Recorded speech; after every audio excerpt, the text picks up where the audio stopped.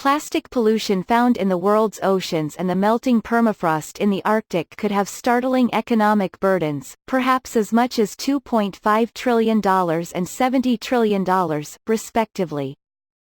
And while there may have been some hope that certain countries could escape the brunt of the impact, a new study suggests that virtually all nations will be negatively affected by climate change by 2100.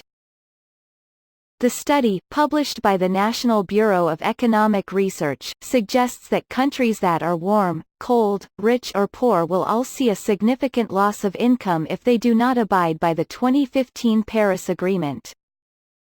The impact on the U.S., which accounted for much of the research's focus to compare economic activity in hot or wet areas, would be even greater, a loss of 10.5% of its GDP by 2100, according to the researchers.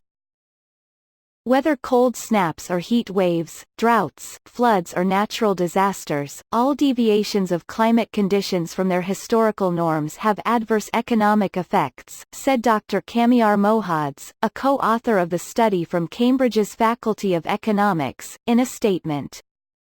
The researchers looked at 10 different sectors, including manufacturing, services, retail and wholesale trade across the contiguous 48 states, and found that all of them suffered from at least one aspect of climate change: heat, flood, drought or freeze.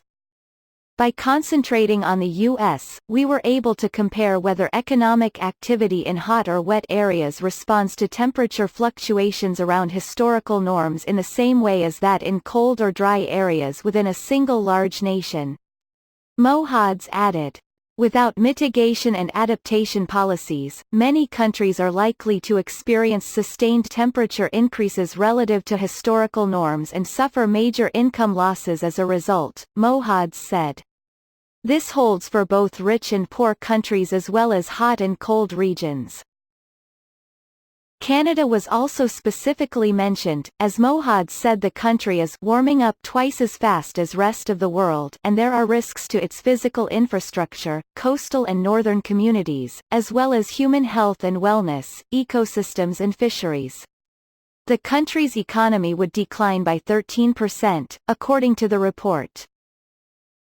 Other countries, such as Japan, Switzerland and Russia, would also see outsized declines. The economies of these countries would decline 10%, 12% and 9%, respectively. Although the researchers acknowledge that world economies will change and adapt to the shifting climate, it may not be enough.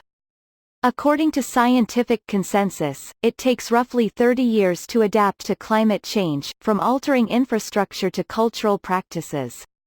But if that timeframe were sped up to 20 years, the U.S. would still lose 7% of its GDP by the end of the century. The UK recently had its hottest day on record. Train tracks buckled, roads melted, and thousands were stranded because it was out of the norm, Mohads said. Such events take an economic toll, and will only become more frequent and severe without policies to address the threats of climate change.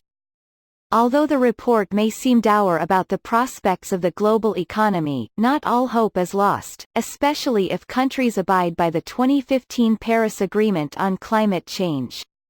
Abiding by the non-binding agreement would limit the temperature increase to just 0.01 degrees Celsius, which would only cut world real GDP per capita by 1.07%.